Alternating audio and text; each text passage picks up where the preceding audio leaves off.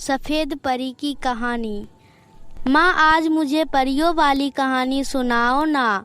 खुशी को परियों की कहानी सुनना बहुत पसंद था। वह अपनी माँ से हर हफ्ते में एक बार जरूर परियों की कहानी सुनती थी, क्योंकि वह खुद परी जैसी थी। माँ बोली, बेटा थोड़ी देर रुको, किचन का सारा काम खत्म करके मैं आती हूँ, तब तुमको परियों की कहानी सुनाती हूँ। खुशी जल्दी से अपने कपड़े बदलकर बिस्तर पर आकर माँ का इंतजार करने लगी। माँ किचन का सारा काम खत्म करके आई, फिर खुशी को अपनी गोद में बिठाकर परी की कहानी सुनाना शुरू की। बहुत समय पहले की बात है। एक सफेद परी रहती थी, जिसको रानी परी की बहुत ही चाहती थी। सफेद परी अगर कुछ भी मांगती तो रानी परी उसे मना नहीं करती, उसकी सभी इच्छाओं को पूरी करती थी। एक दिन जब सफेद परी खेल रही थी तो उसके मन में एक विचार आया कि पृथ्वी लोक पर चलकर सैर किया जाए और पृथ्वीवासी कैसे रहते हैं वह जानना चाहिए। सफेद परी ने अपनी इच्छा रानी परी के सामने रखी। रानी परी ने पहले तो मना किया, फिर राजी हो गई। सफेद परी को पृथ्वी लोक पर जाने की अनुमति दे तो दी, लेकिन रानी परी की एक शर्त भी थी। पृथ्वी लोक पर तुम रात को ही जा सकती हो और सूरज की पहली किरण निकलने तक तुमको वापस आना पड़ेगा, नहीं तो तुम्हारे ऊपर सूर्य की पहली किरण पड़ते ही तुम्हारा पंख निकल जाएगा, अर्थात तुम्हारी पंख तुमसे अलग हो जाएगा और तुम परी लोक वापस नहीं आ पाओगी। हमेशा के लिए पृथ्वी लोक पर ही रहना पड़ेगा। सफेद परी ने कहा, ठीक है, क्योंकि वह पृथ्वी लोक पर जाने के लिए बहुत उत्सुक थी। रानी परी ने सफेद परी से बोला, लेकिन तुम अकेले नहीं जाओगी, तुम्हारे साथ 3 परियां और जाएंगी जो तुम्हारी देखभाल और मदद करेगी। तीनों परियों भी बहुत खुश हुई, क्योंकि उनको भी पृथ्वी लोक पर जाने का मौका मिला था। रात होने का वह सब बहुत बेसब्री से इंतजार कर रही थी।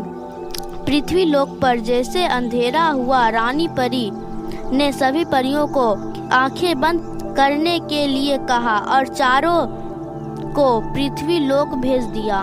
जब चारों परियां ने थोड़ी देर बाद आंखें खोली तो सबने देखा कि उनके चारों तरफ सुंदर सुंदर फूल और तितलियां फूलों पर मंडरा रही और ठंडी ठंडी हवा चल रही थी। फिर परियों ने नाचना शुरू कर दिया और ना जाने कहां से धीमे धीमे संगीत की आवाज आ रही थी। जैसे ही संगीत सुनाई देना बंद हुआ, तभी खुशी धीरे से अपनी बिस्तर से उतरी और अपने कमरे की खिड़की खोली तो देखती है सारी परियां उसके ही आंगन में उतरी है। खुशी ने देखा, सफेद परी ने एक लाल रंग का गाउन पहना हुआ था और सर पर एक छोटा सा मुकुट और उस पर लाल रंग का पत्थर चढ़ा हुआ था। चारों तरफ मध्यम नीले रंग का प्रकाश फैला हुआ था।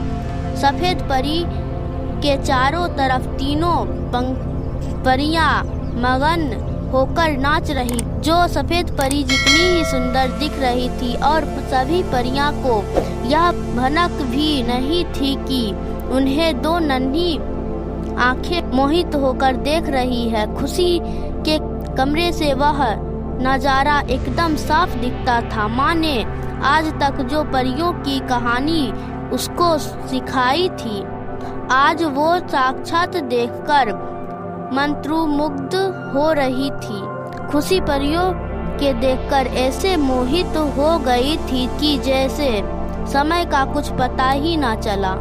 वह माँ की कहानी सुनते सुनते सो गई थी, उसको पता ही नहीं चला। खुशी उठो, खुशी उठो, स्कूल नहीं जाना, देर हो रही है। खुशी चौंक कर उठी और बोली, ये क्या, मैं तो सपना देख रही थी। खुशी ने आंगन में जाकर देखने लगी और वहाँ पर उसको चमकता हुआ एक पत्थर मिला। उसको उठाकर खुशी ने अपने स्कूल बैग में रख लिया और तैयार होकर स्कूल चली गई। आशा करते हैं कि आपको यह कहानी अच्छी लगी होगी। अगर आप मेरे चैनल पर नए हो तो चैनल को सब्सक्राइब और वीडियो को लाइक करना ना भूलें। तब तक के लिए टाटा, मिलते हैं अगले वीडियो में।